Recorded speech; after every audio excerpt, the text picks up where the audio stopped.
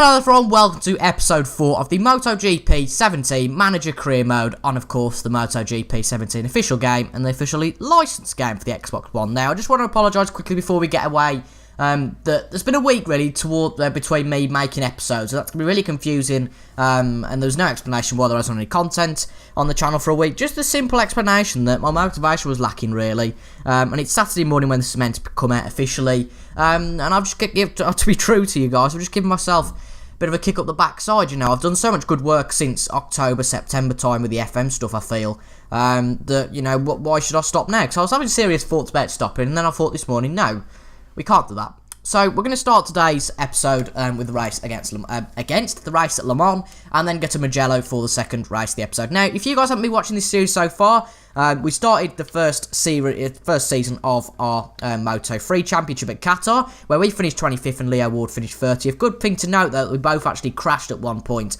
That's actually quite a decent result considering the circumstances.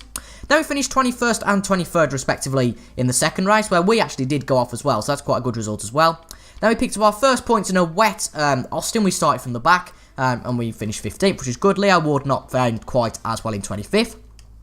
And then the most recent race, we finished 18th, beating our objective of 20th place. So on the back of the grid again. And today we're going to be starting from the back of the grid at Le Mans. Now, Le Mans is a track I quite like, but admittedly, I haven't played this game for a while, so it might take me a bit of time to get used to it. Again, I haven't really played it since I last recorded. I'll be honest, I've just got, if I can show you here, Rory McIlroy PGA Tour on the Xbox One. Now, it's a plumbing fantastic game.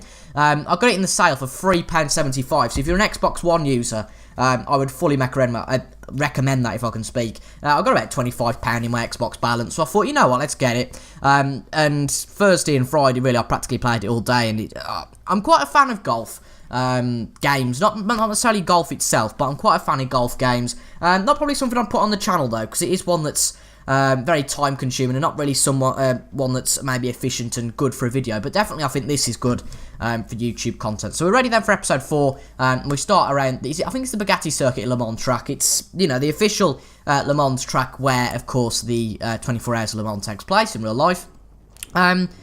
And we obviously starting at the back here, but it's just the Bugatti circuit, so we're not going around the full 8 to 9 mile circuit. That would just be ridiculous, but we are. I'm going to go around this circuit today. So there we go, at the back of the grid again. We're not going to qualify, I don't think, maybe until the next episode or two. I'm not too bothered with starting at the back, and to be fair, it makes the episode a little bit more exciting for you guys. But the lights are on here at Le Mans, and we are away for the 5th race. Unbelievable, we're already at the 5th race of the Moto3 season. That's a good start. I had to get out of the way of that number 67, I want to say there. A bit stupid looking at our back, considering there's a lot of bikes ahead of us, but we're trying to get past Herrera, and this is a nasty right turn to start us off. Bit of brake coming into here, and we're going to have to just be careful we don't go off, because it's a nasty right then brake into a left. That's not very nice, and we've just tapped the back of Binder there, luckily not falling off the bike, and oh dear, we've just took someone out just re-entering the track. Could say it's our fault, it probably is our fault 100%, don't get mad at me down in the comments. That's a good start from last on the grid, 33rd to 23rd. That's a good start, and hopefully there's a big gaggle of cars here. It's a big gaggle of bikes, sorry, here, not cars. I'm too experienced in commentating on F1 rather than MotoGP. That's a good move up the inside of Binder. We do make it work actually on the accelerator after the corner, but Binder did get past that other rider there. I don't know who that was, but we got past both of them, so we really did the overcut, if you like. Probably Cornfail was the other rider there. Dalla Porta then is the next rider we want to catch. Binder trying to go for the move again, but not quite making it. A good set of 90-degree right-handers there. We've gone through that quite well. Coming down the straight now. I'm trying to think where this would be on the actual Le Mans track. I think to the left is the actual official straight. This is just the Bugatti circuit. And then Binder tries to get past us, which he does. We tap him out of the way just to say you ain't doing that, mate. And we're past him again up to 21st. And hopefully we should be able to get past Guevara and Dalla Porta coming into this right hand if we brake quite late. Don't want to make sure we go off the bike though. And that's very nicely done there. Good stuff. Coming to the left-hander then.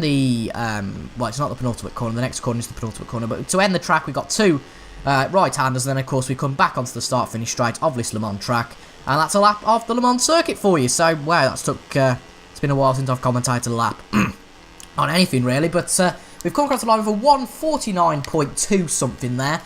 14 places down on the first lap. Fantastic first lap really, and hopefully we can get some points from it. Not quite as easy though to overtake on these preceding 2 laps to the first lap. Oh dear, we've gone all out of shape there off the track. We've now got a 3 tenths time penalty at the end of the race, which could be absolutely crucial knowing how close these bikes can be. And a bit of a, well, not a service announcement, but a bit of a thing for you guys. If you guys are watching this dead on 6, and you've got BT Sport, I would fully recommend at 7:10 tonight, the qualifying for the Argentinian MotoGP is on live on BT Sport, and it's on from 7:10 till 10 to 8, so really it doesn't take up much of your time. And then the race is on tomorrow, the actual MotoGP race on at 7. I don't quite know about the other races, because I'm not really as concerned about the other race series in real life, but the MotoGP, I'm a big F1 fan obviously, but I feel that the MotoGP races are a lot more exciting at the moment, but the F1 is just a bigger pinnacle. And we're being mugged, by the way, around these corners at the moment, probably me not concentrating and trying to think of MotoGP timing. So we've lost 4 places unbelievably there, and we've got to make all those places back up again, and getting points here is going to be a lot harder than we think, I think. Anyway, up to 225 miles an hour on the straight, now up to 6th gear, and we brake for this left right-hander, quick left right-hander. Got to make sure you straighten it up to get to that right-hander, and that's exactly what we've done. We've made the 2 places up there. A little bit like deja vu at this corner, just accept that Guevara and Dalla Porta, I think it is, are the other way around, and we've gone a bit wide there. It's Binder actually that's there, and hopefully we don't get a penalty for that. What? I'm sorry, I'm rewinding that. Sorry, pardon me. I don't really see why we should get a 1.5 second penalty. We haven't really gained any time. We're just off the road to try and avoid these bikes. So we've got past them now, and I don't really think we deserve that 1.5 second penalty. It's certainly not like we gained 1.5 seconds there, so as far as I'm concerned, that's a rewind. But we're back to exactly where we were at the end of this second lap, and really we need to get it sorted now. We've got a 3 tenths time penalty, and probably that would probably cover back to the car the bike has just gone to the right in about 25th, and that's not what we want. And this 3 tenth penalty could really hinder our chance of getting points. As you can see there's a big gaggle of bikes fighting for the only points in this race. We don't want to get another penalty. That's somebody off. Sasaki is off. And whoa, Jesus, look at that bike. Wow.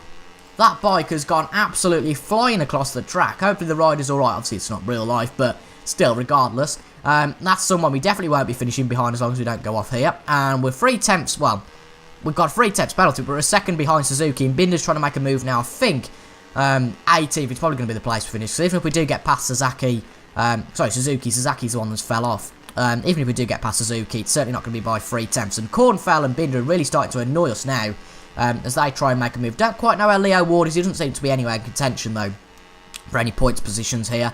To be fair, though, neither are we. And there's Canet, the dirty little swine, in second. If you don't know what I'm on about, watch the... go on BT Sport Twitter and look at the Aaron Canet incident from yesterday at Argentina. It was dirty as hell. Basically, the one rider tapped him off by mistake in practice in the Moto3. And then what does he decide to do? He deliberately takes him out. He doesn't exactly just plow straight into him, but he kind of takes his line, then purposely hits into his tyres. And that's not very nice sportsmanship from Canet there. And at the end of the day, it's only practice, so get a bit of a grip. That's my thought on that, though. And we're fighting with Guevara for 18th place. I don't think we will get it, though, unless we have a stellar last 2 corners, because Guevara is going to be less than 3 tenths behind. Don't want to pick up any more penalties there. That'd be disastrous. Coming up the final corner, though, and we're just going to accelerate now to see if we can get anything. I don't quite know where we're going to finish. We do finish, in fact, though, down in... Where are we going to finish? Are we going to finish in 18th, as our race number suggests, or are we going to finish elsewhere? Let's find out where we finish. Certainly not a points finish, I'm not too fussed. Yes, we do finish 18th, a 10th clear after that penalty of Guevara, and our teammate all the way down in 28th. Not quite good enough. But hopefully Mugello gives us another chance to get some points, because at the end of the day, it's quite a quick track, and I do quite like Mugello. So, let's skip now onto Mugello. Here we are then, in the Mugello circuit, home of course of Ducati, Valentino Rossi, and everything else that's Italian. So pizza, pasta, tomato sauce, I suppose, and then anything else that may well be Italian. But it's a brilliant circuit. I do quite like Mugello, particularly that last sector. You can gain a lot of time on the bikes there. I don't recognise... Oh, right, that's the first bit. Yeah, you see that kink before the last 180 degree corner. You can gain a lot through there. But a 3.3 mile circuit. The Gran Premio d'Italia Oakley. Sounds like a brilliantly Italian sponsor. Pardon me. But this should be a good race for us. I reckon we can get in the points here. We are starting at the back again, but hopefully we can get into some points. It's a lovely day. 53 degree track temperature.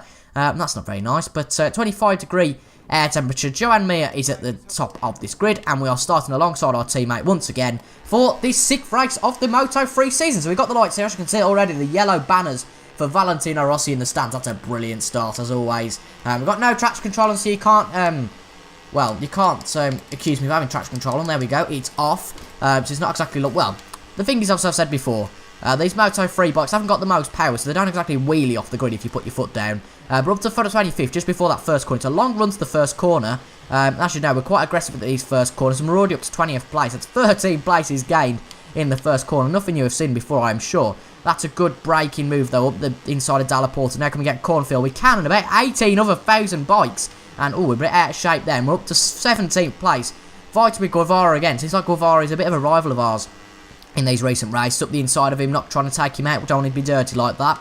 But onto the right now. Can we get Rodrigo? We don't want to make sure we go off this bike. I feel like this could be a good race. We've got real pace advantages. We'll just be a bit more aggressive, to be honest, than all of these riders. And we're up the inside seat. It's all happening too quick that I can't even commentate on it. Up the inside of Rodrigo and Danilo. And maybe on the... Blimey, where am I from now? Up the inside of Narodin. Oh, we broke a little bit too late there. Danilo's going to get the position back. We can get the overcut on him. Up the inside here. We break a little bit later. Don't go off. Don't go off. Oh, that was so close to hitting Danilo's bike. We're in the points. We've got 1 point so far. And this is good stuff. Brake late for this corner. How is my controller batteries low? I only charged it 2 days ago. I absolutely never know. Right, Danilo's in front of us. Can we get him? Yes, we can. We tap him out of the way. Now Narodin. Can we get on the outside of Narodin?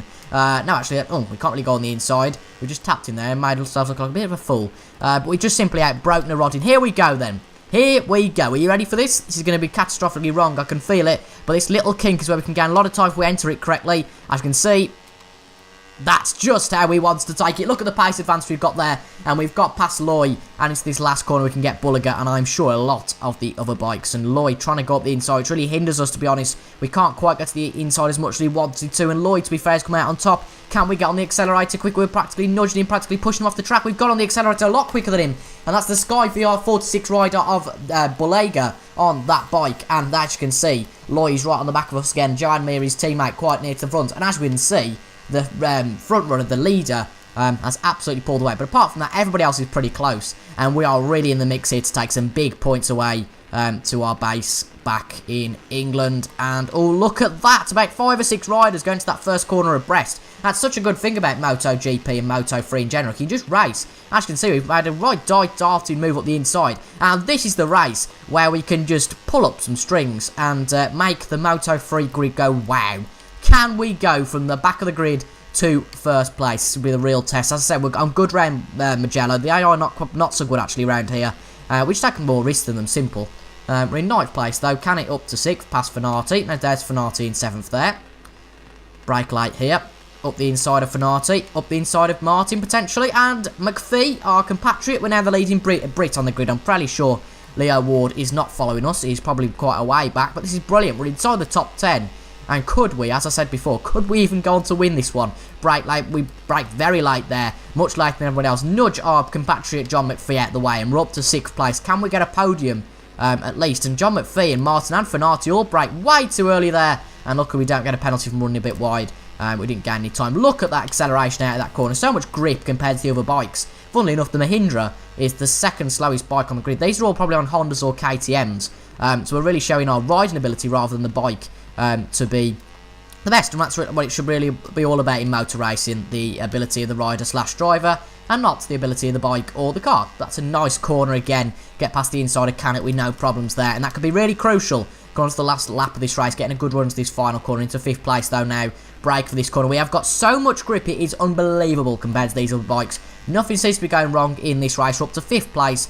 And this is quite fantastic. I have not moved the difficulty down for any of you moaning in the comments. I don't know how this has happened, to be quite honest. We've just made some really daring moves. And this should be the fastest lap of the race, I think. You and me with a 2:03 something. And we got a 2:02 something. So, yeah, 2:02.6. We've gained 7 tenths on the leader.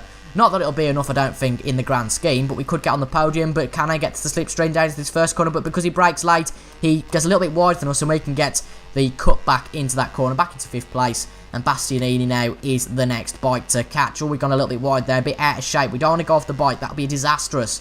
And so unfortunate would that be, considering how well we have ridden today. It'd be interesting to see what the perks are for finishing this high up in the grid. Of course, we finished 15th, but we've not seen the heights of 5th place, or anywhere near 5th place so far in this manager career. So Bastianini tries to make a move on the 3rd place rider, and we are closing in now. It's not quite so good. These top 4 are very quick, and we are going to have to do some good stuff. Oh, Johan Mir's off. Johan Mir has crashed the bike in 1st place. He's within our grasp. We're up to 3rd place. Oettel, I've never heard of Oettel in my life, is the next bike to catch. As you can see, 1st place is right there. 1st place is right there. Can we do it? Our dreams could be realised. Last on the grid to 1st. Can we do it? Up the inside of Bastianini. Ran a little bit wide there. Bastianini could get it back. I think he will. Will he rain on our parade? We're certainly going to get a podium, I feel, here. We'll go up the inside of Bastianini. We tap him. Not really concerned, though. Oettel is the next bike to get. Can we get some grip out of this corner? Not quite. Can we get past him into this corner? It's going to be crucial because we need to catch up to that leader to get that 1st place. Bastianini now trying to round our parade. Bugger off, Bastianini. Honestly, I'm trying to win this thing. Right. Here we go. Here's the crucial corner. The crucial run. As I was saying last lap, it's going to be crucial. It's going to be oh so crucial here. Not quite the best of runnings, and we got a little bit wide. We tapped to Oettel, but not to worry because we got a magnificent run on Migno, the leader of this race. And we got the inside of Migno. Can we make it stick? Gone a bit wide there. I think he's going to get the undercut on us. Oh, no, we're not going to win. We're not going to win. No, no. Oh, Jesus Christ. He's looking behind him. We've got a little bit of slipstream on. I don't think it's going to be enough, though. Let's have a look. We're gaining on him slightly, but no, it isn't going to be enough. But what a race that was. From last all the way up to P2 on the TIJ Racing Mahindra, sponsored by Alpine Stars. And what a motorbike race that was. The fastest lap by a mile. Johan Mir from 1st finishes 12th. And our teammate, we have to scroll down quite a lot to get to him, bless him. And he finished all the way down in 31st. But what a race that was. From last to 2nd. And that is what dreams are made of. That is all what motorbike racing is about. And that was a glorious race. Welcome back, everyone, to the MotoGP Manager Mode. As you can see, we are chuffed with that. We're on the podium. Deploy that. That ride looks a lot like a younger version of Valentino. Blimey. That's one of our engineers just saying, wow, how the hell have you done that? Are you on drugs? Probably. But in our 6th race of the Moto3 season, we have got a podium. That's clearly down to our rider ability, not down to the bike whatsoever, because Leo Ward finished down in 31st, bless him. But that is going to do absolute wonders for our season now. We get a lot more confidence coming into the next few races, and that is absolutely fantastic. Let's have a look what happens then here. We finished on the podium for the first time, and as you can see, we earn 11,000 for that race. That's brilliant to see. Does anything happen here? Do we get any praise, anything like that? Or do we move on straight to the 7th race? Doesn't look like it. Oh, we've got a transfer window on. Right. We've got a transfer window. We can manage the bike, can we? I don't think we've got enough to replace the bike, though. 150k is the KTM. But actually, I don't think it's too bad, the Mahindra. It's quite a decent bike. So, I'm quite happy to keep the Mahindra, especially if the other bikes cost a minimum of 150,000. But there we go, that's our bike. We've seen it plenty of times now. I quite like the bike. Anything else before we go? I don't think so. Confirm those changes. Can we get rid of Leo? I know it sounds harsh, but he's not really done much. We can get him a better crew. That might be worth it. Yeah, let's go for it. Let's go for a level 3 crew for Leo. Hopefully he improves a little bit. And gets a few better performances. But with a level 3 crew, he should be able to. But that's been it then, folks, for episode 4 of the Moto3 Manager Mode. And as you can see, our position objective is now 15th. So we're really going for points every race now, which is fantastic. But in the next episode, which will be on Tuesday, we'll be going to the Catalonia GP, as you will all know from F1. And then Assen, which is a track I absolutely love as well. So thank you guys for watching. I have been TIJ. Thank you for being so supported through this period that I've been a little bit struggling for motivation. It's really appreciated. I'll be back on Tuesday for the next episode. Thank you for watching, folks. I'll see you guys later. Goodbye.